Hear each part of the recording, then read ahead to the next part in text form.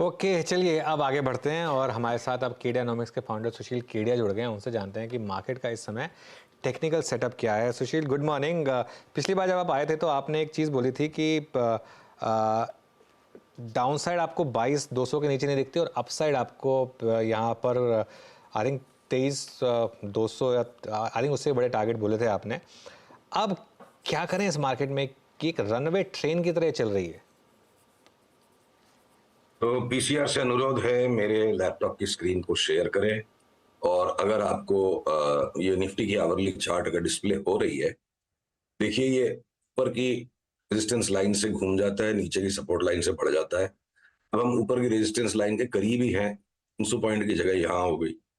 और bank Nifty की chart अगर यहाँ दिख रही है तो एक इंटरिम रेजिस्टेंस है इस बीच में। देखिए बैंक निफ्टी और निफ्टी 2-4 दिन आगे पीछे आउट परफॉर्मेंस अंडर परफॉर्मेंस करते रहते हैं, तो हो सकता है अगले 2-3 दिन में थोड़ा सा बैंक निफ्टी हल्का फुल्का झटका दे और बाकी के जो सेक्टर्स है वो निफ्टी को और पुश करे और लास्ट में ग्रैंड फिनाले मारने के लिए बैंक निफ्टी भी अगर 50,800-600 तक जाए।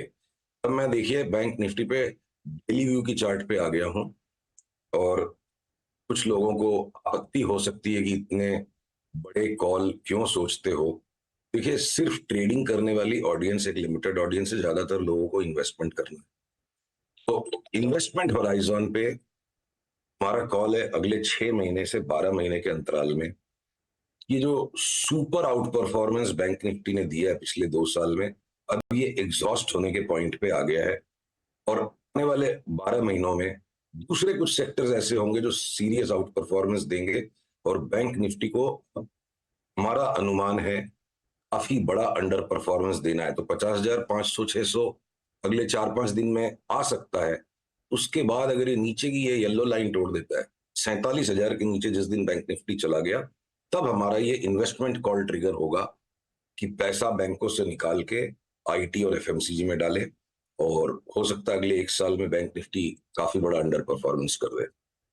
सुन लिया आपको, बैंक निफ्टी ने रेड में आ गया एकदम से इंडेक्स। क्या ये देखिए, ये है इंट्राडे वॉलेटिलिटी एक्सपायरी वाले दिन की भी। पता है इंट्राडे चार्ट लेकर आइए बैंक निफ्टी का, एकदम से हज था वो 49,600 समथिंग वाला बैंक निफ्टी गिर कर आया 49,450 पर। आई थिंक ये चार्ट थोड़ा अपडेटेड नहीं है, इसको रिफ्रेश करिए क्योंकि ये ऑलमोस्ट रेड में आ गया था, तो उस लाइन तक आना चाहिए।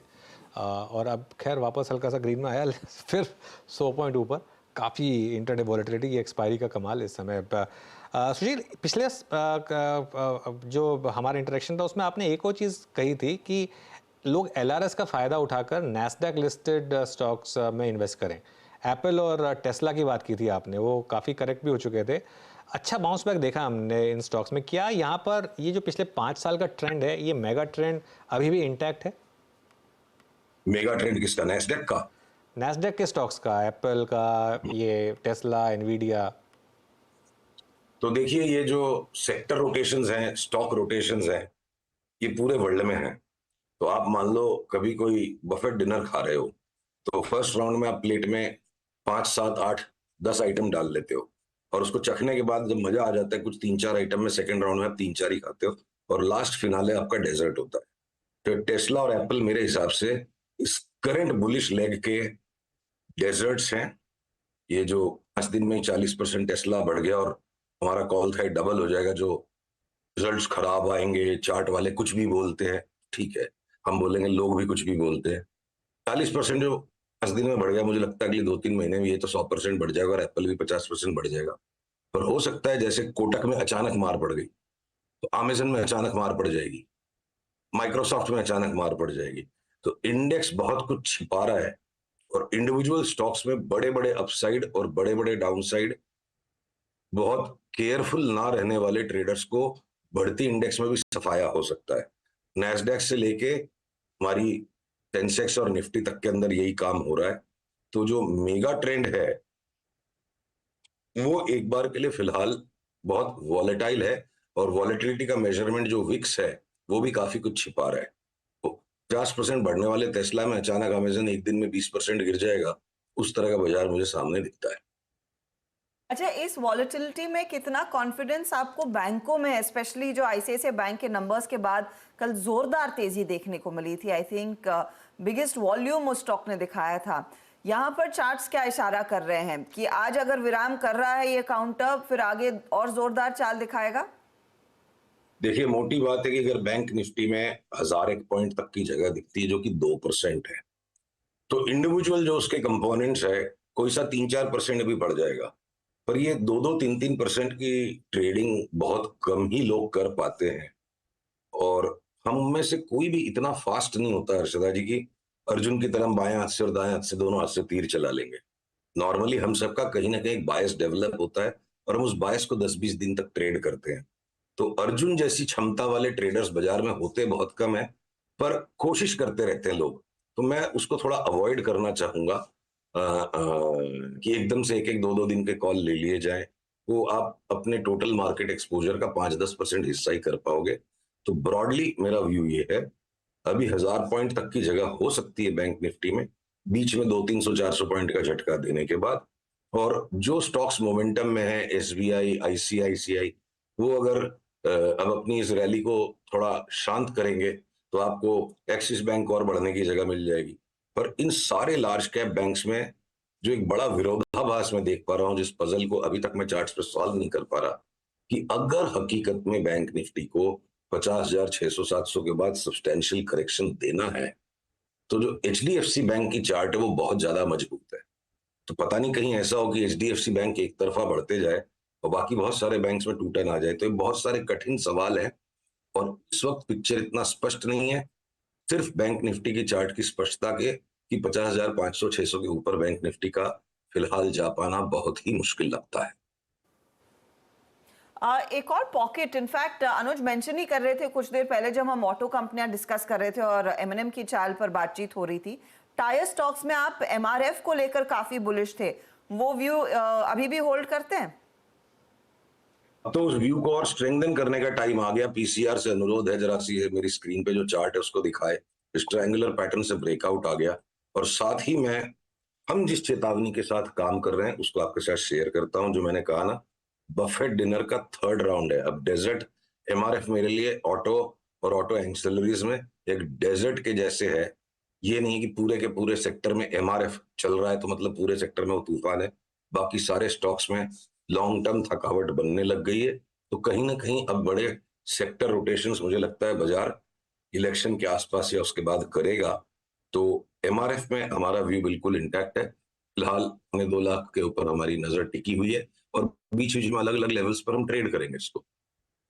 मेटल्स पर क्या व्यू बन रहा है सुशील, क्योंकि यहाँ पर बहुत शानदार मोमेंटम है। हिंदुस्तान कॉपर हो गया आपका, नैल्को हो गया, सेल हो गया, टाटा स्टील हो गया, सभी के सभी वेदांता में मूव आने शुरू हो गए हैं।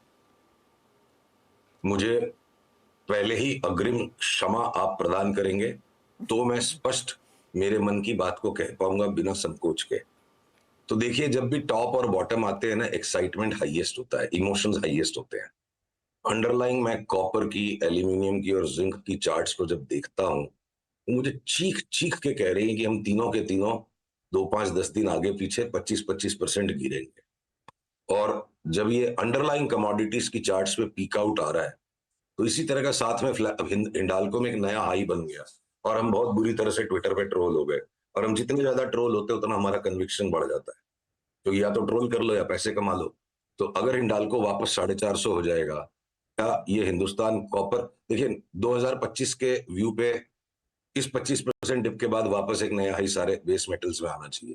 तो 25% अगर बेस मेटल गिर जाएगा, 40% अंडरलाइन कोई स्टॉक गिर जाए, 30% गिर जाए, तो हम यही कहेंगे हम बहादुर नहीं है, हम कमजोर हृदय के लोग हैं। हमें 100 रुपए का मेटल स्टॉक नहीं लेना है एक्सेप्ट जीएमडीसी। जीएमडीसी एमआरएफ की तरह मेटल्स का डेजर्ट स्टॉक है। डिनर कंप्लीट है और जैसे ही गेस्ट दरवाजे से निकलेंगे, जिस दिन सेल सिग्नल आएगा हम सबको शॉर्ट सेल करेंगे। 5 दिन 7 दिन हम रॉन्ग हैं, अच्छी बात है, हमें लास्ट का पैसा नहीं कमाना है। ओके, बिल्कुल। अच्छा, तो ये तो बात हो गई मेटल्स की। एक मेटल्स में रहते हैं, प्रेशियस मेटल्स पर आते हैं। आपने एक चीज़ कही थी कि गोल्ड और सिल्वर की अब पाताल लोक की चाल शुरू होगी यहाँ से, मतलब बड़ी करेक्शन, वो इंटैक्ट है व्यू? देखिए, पीसीआर से अनुरोध है, ये मेरी स्क्रीन से गोल्ड की चार्ट दिखाएं। ये कॉमेक्स वाला इस चार्ट है। तो एक इनिशियल डिक्लाइन के बाद अभी जो फ्लैगिंग पैटर्न बना गोल्ड में, इसमें भी वापस आज नीचे का डाउनसाइड ब्रेकआउट आ रहा है। तो अगली चाल मेरे को गोल्ड में यहाँ तक दिखती है, फिर ये रिबाउंड हो जाएगा, फिर ये यहाँ आ जाएगा, फिर यहाँ आ जाएगा। तो हर रैली में गोल्ड को बेचिए। ताल्लुक तो मतलब समझिए साल भर में अगर गोल्ड कोई अनहोने नीचे के भाव पे आ जाएगा तो कोई बड़ी बात नहीं। मेरे को लगता है 1800 से जो इस साल की रैली शुरू हुई थी, तो लो था 1800 का, तो गोल्ड आसानी से तोड़ देगा ओवर ए टाइम। और अब देखते हैं साल के अंत तक ये 1600 तोड़ देता है, 1400 भी जा सकता है। तो ताल्लुक का मतलब है कि यहाँ से 30% अगर 35% सोना गिर जाए तो ताल्लुक ही हो गया फिर वो। ओके, बिल्कुल।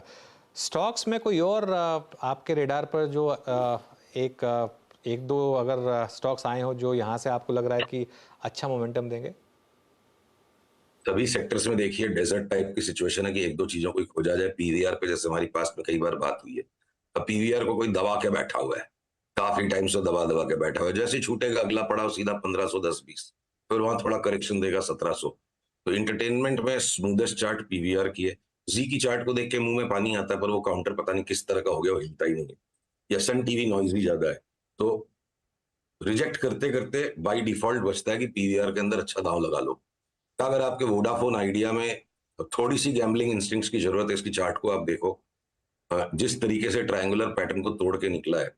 एक तरफ वोडाफोन के फंडामेंटल्स जो हैं सो हैं, और एमआरएफ के फंडामेंटल्स जो हैं सोने पे सुहागा हैं।